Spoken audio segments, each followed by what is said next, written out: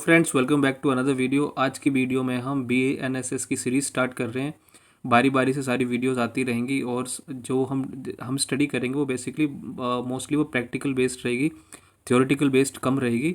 और आपका जो जुडिशरी के लिए किसी भी एग्ज़ाम के लिए प्रिपेयर कर रहे हैं या फिर एज ए स्टूडेंट हैं, वर्किंग एडवोकेट हैं, आपको ये चीज़ें अगर आपको किताबी पर्पज़ से समझनी है वो भी आपको समझ में आएगा। सारे हम इंग्रेडिएंट्स के बारे में बात करेंगे और प्रैक्टिकलिटी क्या है उसकी वो भी हम डिस्कस करेंगे। तो ये जो वीडियो रहेगी आज के लिए सेक्शन 1 2 से 5 तक, 3 4 5 तक सारे कवर होंगे।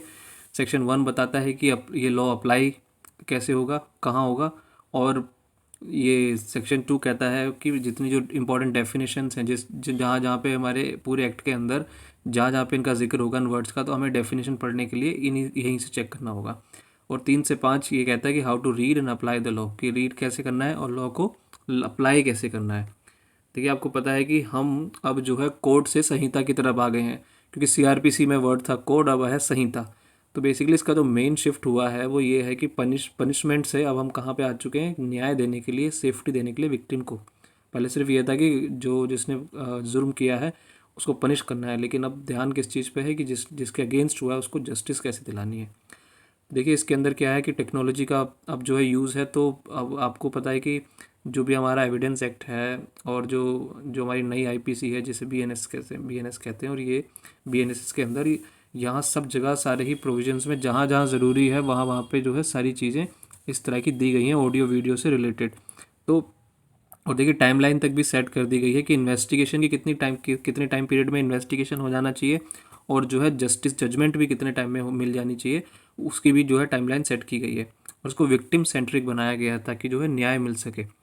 तो फर्स्ट सेक्शन पे चलते हैं। सेक्शन फर्स्ट जो है बताता है शॉर्ट टाइटल एंड एक्सटेंट, कि इसका टाइटल क्या रहेगा और कहाँ तक कि कहाँ कहाँ पे लागू होगा, ये एक्ट कहाँ कहाँ किस किस जगह पे लागू होगा। तो पहला इसका सेक्शन 1 का क्लोज 1 है, दिस एक्ट में बी कॉल्ड भारतीय नागरिक सुरक्षा संहिता। इसका नाम क्या रखा गया, टाइटल है इसका भारतीय नागरिक सुरक्षा संहिता 2023। और कहाँ पे लागू होगा, it extend to the whole of India except the state of Nagaland and tribal area. देखिए, सब जगह लागू होगा, सिर्फ कुछ जगह को छोड़ के, जैसे कि नागालैंड और जो ट्राइबल एरियाज़ होंगे जिन भी स्टेट्स के अंदर, वहाँ पे। इसके देखिए सेक्शन 1 के अब हम इंग्रेडिएंट्स देख लेते हैं। अप्लाइज टू एंटायर इंडिया, पूरे इंडिया में लागू। एक्सेप्शन है इसकी, नागालैंड एंड ट्राइबल एरियाज़ में लागू नहीं होगा। और स्टेट गवर्नमेंट कैन, देखिए इंपॉर्टेंट चीज़ इसके अंदर ये है कि अगर स्टेट गवर्नमेंट अगर चाहें तो नागालैंड में भी इसको नोटिफिकेशन ला के कर सकती हैं लागू। ऐसी ट्राइबल एरियाज़ के अंदर भी जिस जिस स्टेट के हैं वो भी कर सकते हैं।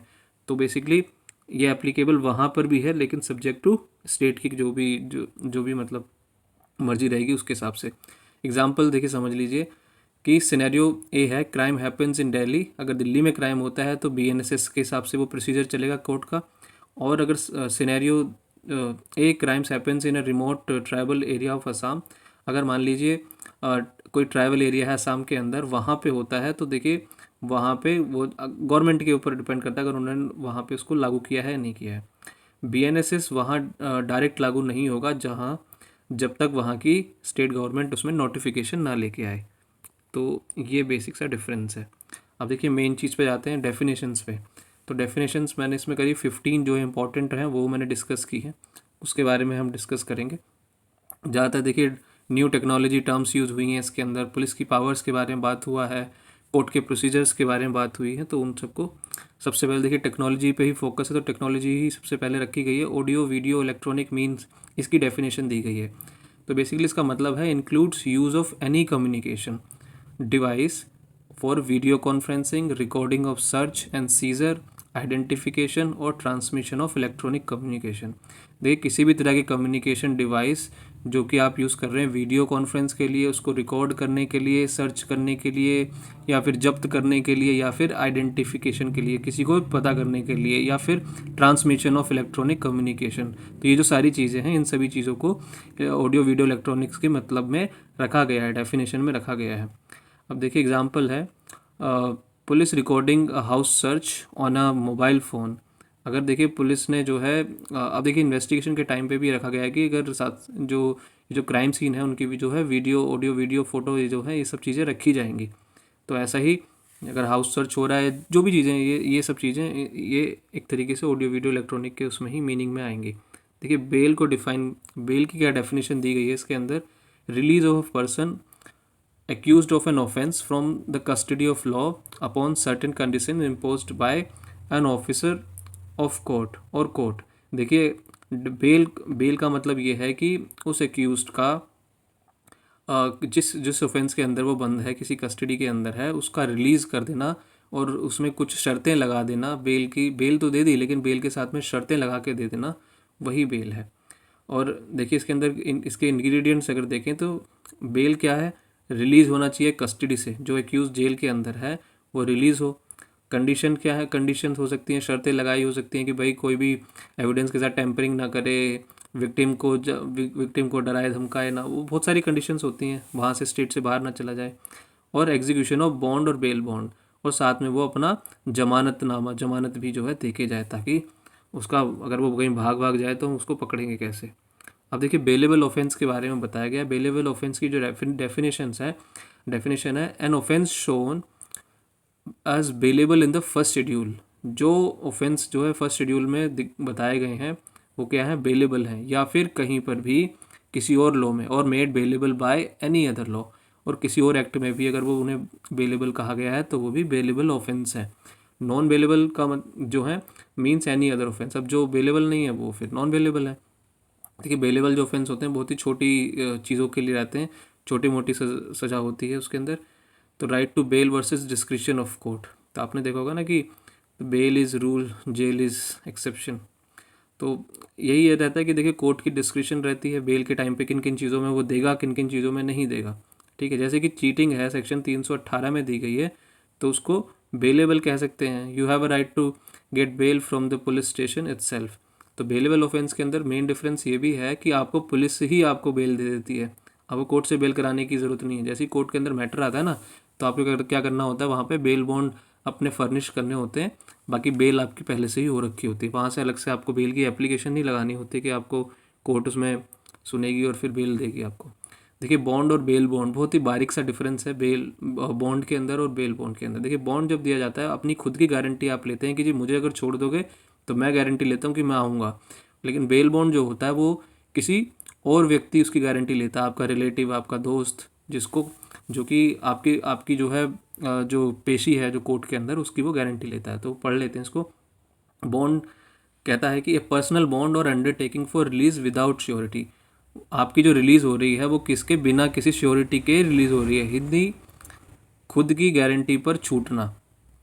ठीक है, इसका मतलब हुआ खुद की गारंटी पर छूटना। और बेल बॉन्ड का मतलब हुआ N undertaking for release with surety. ठीक है, आप उसमें क्या क्या है कि आप उसमें श्योरिटी देंगे, कोई आपकी श्योरिटी देगा, कोई जिम्मेदारी लेगा आपकी कि आप बाहर रह जाएंगे तो फिर उनको आपको ढूंढना ना पड़े। ठीक है ना, डेट वेट रहेगी कोर्ट की, पता चल रहा है कि आप आ ही नहीं रहे हैं, ऐसे केसेस में ये ज़रूरी रहता है। अगर आपकी श्योरिटी नहीं होगी तो फिर आपको छोड़ेंगे कैसे। ज़्यादा सीरियस ऑफेंस के अंदर तो बेल बॉन्ड लेते ही लेती है कोर्ट, बहुत ही कम केसेस होते हैं जिसमें नहीं लेती। हाँ देखिए, और मैं प्रैक्टिकल की बात करूँ तो प्रैक्टिकल एक चीज़ समझ लेते हैं। देखिए ज़्यादातर क्या होता है कि कई केसेस के अंदर बेल तो हो जाती है किसी एक्यूज़ की, लेकिन बाद में क्या होता है कि वो काफ़ी टाइम से अपनी श्योरिटी नहीं दे पाता है कोर्ट के अंदर, कोई उसकी ज़मानत कराने के लिए ही नहीं है। तो ज़्यादातर ये जो बॉन्ड, पर्सनल बॉन्ड होता है, कोर्ट उन केसेस में भी करता है कि देखते हैं कि भाई 1 हफ्ता हो गया, 10 दिन हो गए, इसकी बेल हो रखी है लेकिन अभी तक कोई श्योरिटी नहीं आई है। तो ऐसे केसेस के अंदर कोर्ट जो है उसको पर्सनल बॉन्ड पे भी छोड़ देती है, चाहे वो मतलब कुछ सीरियस ऑफेंस भी होते हैं। तो देखिए बॉन्ड का मतलब I promise to come to court, मैं वादा करता हूँ मैं कोर्ट आऊँगा। बेल बॉन्ड में my friend promise that I will come to court. तो ये छोटा सा डिफरेंस है, यहाँ पे आपका दोस्त आपकी जिम्मेदारी ले रहा है। अब देखिए चार्ज की डेफिनेशन। चार्ज क्या इंक्लूड करता है, एनी हेड ऑफ चार्ज, कोई भी charge when the charge contains more heads than one. ठीक है, एक से ज़्यादा। इसका बेसिकली आप समझ लीजिए आपके ऊपर जो ट्रायल चलती है वो सिर्फ उसके अंदर चार्जशीट के अंदर क्लियरली लिखा होता है कि आपके ऊपर कौन कौन से चार्ज लगे हुए हैं। अगर आपने चोरी की है तो वो चोरी के सेक्शन लिखा होता है कि आपको चोरी के जुर्म में के ऊपर आपके ऊपर मुकदमा चलेगा। तो एग्जांपल समझ लेते हैं, या एक second. Basically it is the specific accusation made against the accused. बिल्कुल ऐसा नहीं है कि आपको सिर्फ रैंडमली पकड़ लिया गया, रैंडमली आपके ऊपर केस चला है कि देखेंगे कि भाई किसके ऊपर क्या बनता है इसके ऊपर, तो आपके ऊपर कोई ना कोई ऑफेंस का सेक्शन बताया जाता है कि भाई किस सेक्शन के अंडर आपको चार्ज किया जाएगा, किसके अंडर आपको ट्रायल आपके ऊपर चलेगी। एग्जाम्पल के तौर पर if A kills be with knife, अगर ए ने जो है बी को नाइफ से चाकू से मारा तो चार्जशीट क्या कहेगी, तो chargesheet will say you are charge with murder under section 103। आपके ऊपर जो किस चार्ज के ऊपर आपके ऊपर ट्रायल चलने वाली है मर्डर की, वो भी सेक्शन 103। ऐसा नहीं है कोई और सेक्शन उसमें ऐड कर देंगे। कॉग्निजेबल ऑफेंस है, कॉग्निजेबल ऑफेंस जो है an offence for which police officer में अरेस्ट विदाउट वारंट। आपको बस सिंपल ध्यान रखना है कॉग्निजेबल ऑफेंस का एक ही मतलब है कि पुलिस आपको बिना वारंट के अरेस्ट कर सकती है। और ये जो होते हैं ये बहुत ही सीरियस नेचर के ऑफेंस होते हैं, ठीक है, बहुत ही घिनौने अपराध जो होते हैं उनमें उनमें ये ज़्यादातर होता है। तो इसके देखिए सीरियस नेचर का होना चाहिए ऑफेंस वो, और पुलिस कैन अरेस्ट डायरेक्टली बिना वारंट के, तो उसमें वारंट की कोई ज़रूरत नहीं है। और इसमें पुलिस जो है इन्वेस्टिगेशन कर सकती है बिना ही मजिस्ट्रेट से परमिशन लिए हुए। अब देखिए कॉग्निजेबल ऑफेंस का एग्जांपल है कि murder, rape, dowry, death, kidnapping, ये सब क्या है, कॉग्निजेबल ऑफेंस है, ठीक है। In crimes like murder the police do not wait for the magistrate order, they arrest immediately and start the investigation. देखिए उनको मजिस्ट्रेट से परमिशन लेने की ज़रूरत नहीं है, ऑर्डर लेने की ज़रूरत नहीं है फिर अक्यूज़ को अरेस्ट करने के लिए या फिर इन्वेस्टिगेशन को कैरी आउट करने के लिए। अब देखिए कंप्लेंट का मतलब क्या है, ये जो कंप्लेंट है जो पुलिस को देते हैं ये वो कंप्लेंट नहीं है, ये कंप्लेंट जो आप कोर्ट में जाके देते हैं ये वो कंप्लेंट है।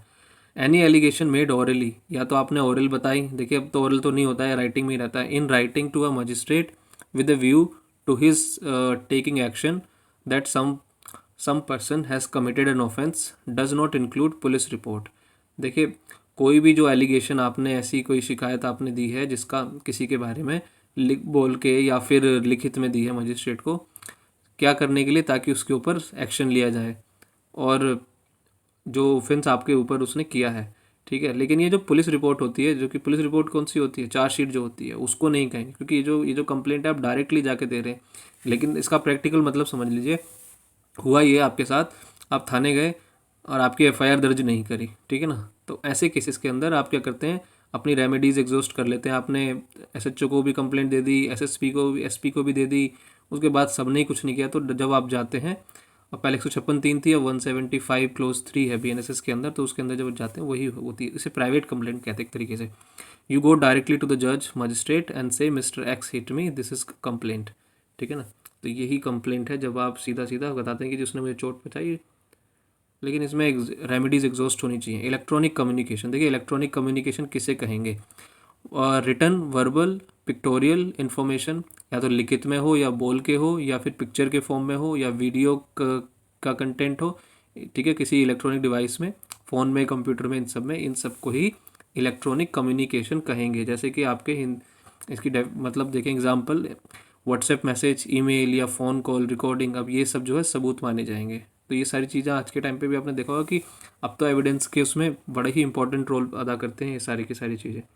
देखिए हाई कोर्ट क्या है, हाई कोर्ट की देखो सिंपल सी डेफिनेशन है, किसी भी स्टेट के अंदर जो फाइनल, उस स्टेट की फाइनल अथॉरिटी रहेगी वही हाई कोर्ट है, ठीक है। In relation to a state the high court for that state, for union territory the highest court of criminal appeal for that territory, ठीक है। सुप्रीम कोर्ट को छोड़ के, सुप्रीम कोर्ट तो पूरी इंडिया का है, लेकिन उस स्टेट का जो हाईएस्ट रहेगा, जहाँ पे सबसे हाईएस्ट उसकी अपील जो होगी वहीं पे एंड हो जाएगी उस स्टेट के लेवल पे, तो वही हाई कोर्ट है, ठीक है ना। जितने भी सारे हाई कोर्ट्स हैं उनकी आप लिस्ट देख लीजिए। अब इन्वेस्टिगेशन की बात करते हैं। इन्वेस्टिगेशन जो है, all proceeding under the Sanhita for the collection of evidence conducted by police officer और authorised person other than magistrate. तो वो इन्वेस्टिगेशन देखिए जो मजिस्ट्रेट जो करता है वो इन्वेस्टिगेशन नहीं करता है, ठीक है ना। ये जो भी इस एक्ट के अंदर एविडेंस कलेक्ट करने के लिए या फिर इंक्वायरी करने के लिए जो भी चीज़ें होती हैं, जो पूरा जैसे कि मान लीजिए विटनेस को बुलाएंगे, उनकी स्टेटमेंट रिकॉर्ड करेंगे, छानबीन करेंगे किसने जो है ये ऑफेंस कमिट किया है, तो ये सब चीज़ों को जो करना होता है, ये जो सारे जो एक्ट होते हैं पुलिस के, इन सबको ही इन्वेस्टिगेशन कहेंगे। अब कौन करेगा इसको, देखिए इंग्रेडिएंट्स हैं, डन बाय पुलिस करेगी। गोल क्या है, कलेक्ट एविडेंस, सबूत इकट्ठा करना, ठीक है। पुलिस का क्राइम सीन पर जाना, लोगों से पूछताछ करना, फिंगरप्रिंट लेना, ये सब क्या है, इन्वेस्टिगेशन है। इवन व्हाट्सएप चैट को रिकॉर्ड ले लेना, अगर व्हाट्सएप चैट तक का, अगर अब तो बहुत सारी चीज़ें उसी में निकल जाती हैं। जुडिशियल प्रोसीडिंग किसे कहेंगे, include any proceeding in the court in the course of which evidence is may be legally taken on oath. देखिए वो प्रक्रिया कोर्ट की जिसके अंदर आप अपना वहाँ पे देखो कोई भी बात कहेंगे वो अंडर ओथ ही, ओथ में जो होती है वो वही रहेगी जुडिशियल प्रोसीडिंग। क्योंकि कोर्ट के अंदर अगर आप कोई स्टेटमेंट दे रहे हैं, ठीक है, तो वो अंडर ओथ वाली जो है वो जुडिशियल प्रोसीडिंग के अंदर आती है। A trial in court room where a witness swear on a holy book constitution to tell the truth. अब आप जो संविधान पे शपथ लेके या फिर वैसे आप भगवान की जो शपथ लेते हैं, तो ये सब क्या होती हैं, ये सब अंडर आप ओथ कहते हैं। तभी आप, नहीं तो फिर आपको अगर झूठ बोलोगे तो फिर पनिशमेंट रहेगी। नॉन कॉग्निजेबल ऑफेंस कौन से हैं, जो कॉग्निजेबल नहीं है, ठीक है, नॉन सीरियस है, मतलब लेस सीरियस है, सॉरी नॉन सीरियस तो कुछ नहीं होता है, less serious. An offence for which a police officer has no authority to arrest without warrant. वो सारे ऑफेंस इसमें पुलिस के पास डायरेक्ट अथॉरिटी नहीं है आपको अरेस्ट करने के लिए, उन्हें जो है किसका वारंट लेके आना पड़ेगा, उन्हें वारंट लेके आना पड़ेगा मजिस्ट्रेट का, तभी वो आपको अरेस्ट कर सकते हैं। देखिए लेस सीरियस इन नेचर होते हैं, कम कम गंभीर अपराध हैं ये। Police needs warrant to arrest, warrant का ज़रूरी होना है मजिस्ट्रेट से। Police needs court permission to investigate, even जो इन्वेस्टिगेशन करने के लिए भी जो है कोर्ट से परमिशन लेनी पड़ती है। एग्जाम्पल रहेंगे इसके, सिंपल डेफेमेशन, ऐसी मानहानि कर देना, पब्लिक न्यूसेंस, कहीं शोर शराबा, छोटी मोटी सिंपल चोट पहुंचा देना, हर्ट कर देना, किसी को गाली देना या छोटा मोटा झगड़ा, ये जो है पुलिस सीधा अरेस्ट नहीं कर सकती, पहले कोर्ट से वारंट लेना पड़ता है इसके अंदर। तो ये जो माइनर जो ऑफेंसेस होते हैं इनके लिए रहता है ये। अब देखिए ऑफेंस की क्या परिभाषा है। ऑफेंस किसे कहेंगे, एनी एक्ट और omission made punishable by any law for the time being in force. कोई भी आपने, देखिए कोई ऐसा एक्ट आपने, देखो कोई चीज़ पॉजिटिवली करते हैं, कोई आप चीज़ नहीं करते हैं, और जो चीज़ जो अगर आप कोई ऐसा एक्ट आप कर रहे हैं जो कि ऑफेंस है, या फिर ऐसी कोई चीज़ आप नहीं कर रहे हैं, आपका ना करना भी वो भी एक क्या है, ऑफेंस है, तो इसी को ओमिशन कहते हैं। ओमिशन का बड़ा डिफरेंट लोग नहीं समझ पाते हैं। ओमिशन का मतलब यही होता है कि जिसकी जो चीज़ आपको करनी चाहिए थी वो आपने नहीं करी, और एक्ट क्या है, आप उसको करते हैं, ठीक है ना। तो एक्ट क्या होगा, स्टीलिंग मनी है ना, इज एन ऑफेंस, चोरी करना क्या है, एक अपराध है। ओमिशन क्या होगा, काम ना करना, जैसे कि आपने not feeding your on infant child, आपने बच्चे को जो कि नवजात शिशु है उसको आपने दूध ही नहीं पिलाया, ठीक है ना, और वो उससे मर जाए भूखा। अपने छोटे बच्चे को खाना ना देना, इवन बूढ़े माँ बाप को भी ना देना, तब वो भी एक तरीके से क्या है कि आपको जिम्मेदारी तो थी आपकी, लेकिन अगर आप उन्हें एक्टिवली नहीं कर रहे हैं तो उसको भी अपराध माना जाएगा, ठीक है। हिंदी में देखिए, कोई भी काम जो कानून में मना है या जिसके लिए सज़ा है वो ऑफेंस क्या है, अपराध है। पुलिस रिपोर्ट किसे कहेंगे, पुलिस रिपोर्ट आप देखिए एक ही वर्ड को जानते हैं, चार्जशीट वही है पुलिस रिपोर्ट, लेकिन उसे कहते हैं a report forwarded by police officer to magistrate under section 193 clause 3। जो रिपोर्ट मजिस्ट्रेट को देते हैं किस सेक्शन के अंदर, 193 क्लोज 3 के, जिसका नाम आप जानते हैं चालान पेश करना या फिर चार्जशीट का देना। एग्जाम्पल है इसके, आफ्टर इन्वेस्टिगेशन कंप्लीट, जैसे ही अब इन्वेस्टिगेशन ख़त्म हो जाती है, पुलिस क्या करती है, police submits a final file to the जज dealing detailing the crime and evidence. उसके अंदर क्या करते हैं, सारी चीज़ें होती है जो भी उन्होंने जांच पड़ताल की होती है, क्या सबूत मिले होते हैं, किसको अरेस्ट किया होता है, वो सारी ही चीज़ें, ठीक है। This is the police report, इसी को बोलेंगे पुलिस रिपोर्ट। हिंदी वाले हिंदी में एग्जाम्पल समझ सकते। जांच पूरी होने के बाद पुलिस जो फाइल कोर्ट में जमा करती है जिसमें सबूत होते हैं, इसे आम भाषा में चालान कहते हैं। आगे बढ़ते हैं, विक्टिम की देखिए, विक्टिम की डेफिनेशन दी गई है। विक्टिम की डेफिनेशन है a person who has suffered any loss, ऐसा इंसान जिसको क्या हुआ है, कोई लॉस हुआ है, नुकसान हुआ है, या फिर इंजरी हुई है किसी इंसान के द्वारा उसके एक्ट करने से या फिर उसके एक्ट ना करने से, जिस वजह से आपको चोट पहुंची है, नुकसान पहुंचा है। देखिए एक इंपॉर्टेंट चीज़ है इसके अंदर, विक्टिम जो है, अगर किसी बच्चे के साथ अपराध होता है तो उसके जो पेरेंट्स होते हैं और जो उसके लीगल हेयर्स होते हैं, जो वो भी क्या होंगे, वो भी विक्टिम की कैटेगरी में आते हैं, ठीक है ना। अगर पॉक्सो एक्ट के अंदर बच्चे का, अगर बच्ची के साथ कुछ होता है तो उसके जो पेरेंट्स होते हैं वो भी एक तरीके से विक्टिम ही हैं। अगर ए ने बी को मारा है तो बी विक्टिम है, अगर बी बच्चा है तो उसके माता पिता विक्टिम की डेफिनेशन में आएंगे। ये अच्छी चीज़ आज आपने सीखी होगी। सेक्शन 3 के अंदर कंस्ट्रक्शन ऑफ रेफरेंस। अब देखिए, अब क्या है कि अब ये जो BNS, इवन BNS, BNSS और BSA, ये जो सारे जो नए एक्ट आए हैं, लेकिन इनका जो पुराना नाम है, जैसे कि IPC, CRPC, ये सब चीज़ें आज भी जो है बहुत सारे एक्ट हैं जिनके अंदर लिखी मेंशन की गई हैं, तो वहाँ पे जहाँ जहाँ पे CRPC लिखा होगा उन सभी जगहों को ये माना जाएगा कि हम किसकी बात कर रहे हैं, BNSS की बात कर रहे हैं।